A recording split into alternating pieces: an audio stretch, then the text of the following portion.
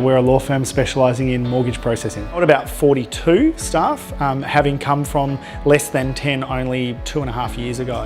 And that's quite a rapid growth. We're predicting that we'll probably hit double that staff number within the next 12 months.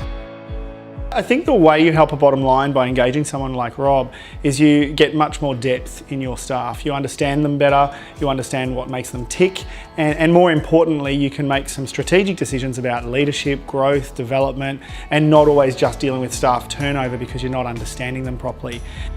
Rob provides a really good sounding board for us from is this the right moment? Is this the right decision? Are we reacting to pressure, or are we actually taking a long-term view?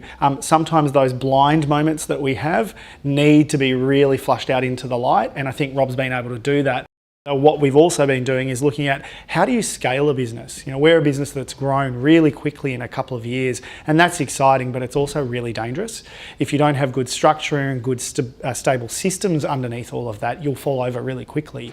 Calling on Rob to be able to be a partner in that is really important. It's meant that Rob has been able to come into the business and say, these are the sorts of things that you need to put into your business to have that scalability. We're just seeing things like electronic documentation and electronic signing starting to come into the market, and for us, we actually want to be a leader in that. What does the future look like?